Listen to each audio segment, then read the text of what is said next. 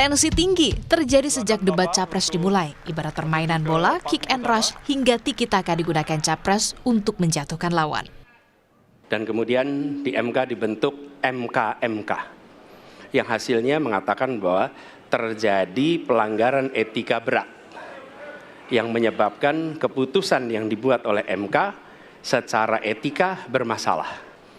Sesudah Bapak mendengar bahwa ternyata pencalonan persyaratannya bermasalah secara etika, pertanyaan saya, apa perasaan Bapak ketika mendengar bahwa ada pelanggaran etika di situ?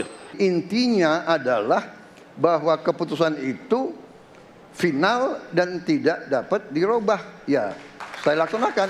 Ya, dan kita ini bukan anak kecil, Mas Anies. Ya.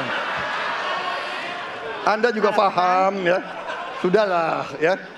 Sekarang begini, intinya rakyat yang putuskan, rakyat yang menilai. Kalau rakyat tidak suka Prabowo dan Gibran, nggak usah pilih kami, saudara-saudara sekalian. Dan saya tidak takut tidak punya jabatan, Mas Anies. Sorry ya. Sorry ya. Fenomena ordal ini menyebalkan. Di seluruh Indonesia kita menghadapi fenomena ordal.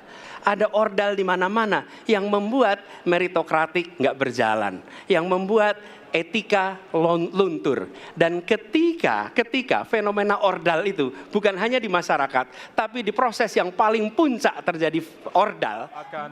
Debat kian sengit saat membahas penyelesaian dan pengadilan HAM.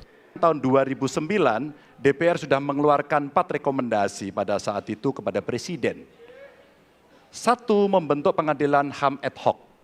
Yang kedua, menemukan 13 korban penghilangan paksa. Yang keempat, memberikan kompensasi dan pemulihan. Dan yang keempat, meratifikasi konvensi anti penghilangan paksa sebagai upaya pencegahan. Pertanyaan saja 2. Saya sudah menjawab berkali-kali, ada rekam digitalnya. Saya sudah jawab berkali-kali. Tiap 5 tahun kalau polling saya naik, ditanya lagi soal itu. Saya merasa bahwa saya yang sangat keras membela hak asasi manusia. Nyatanya orang-orang yang dulu ditahan, tapol-tapol, yang katanya saya culik, sekarang ada di pihak saya membela saya, saudara sekalian. Kalau saya jadi presiden, Pak, saya akan bereskan ini, Pak. Agar kemudian dalam kontestasi pilpres berikutnya, ini tidak akan muncul lagi karena presidennya tegas menuntaskan pekerjaan itu pada eranya. Kok dibilang saya tidak tegas? Saya tegas akan menegakkan hak asasi manusia.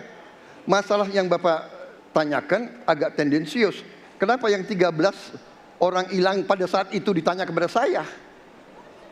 Itu tendensius, Pak Ganjar, ya. Itu tendensius. Dan wakil Bapak yang mengurus ini selama ini. Jadi kalau memang keputusannya mengadakan pengadilan HAM, ya kita adakan pengadilan HAM. Tidak ada masalah. Meski tensi sempat meningkat, namun usai debat tensi ketiganya mencair.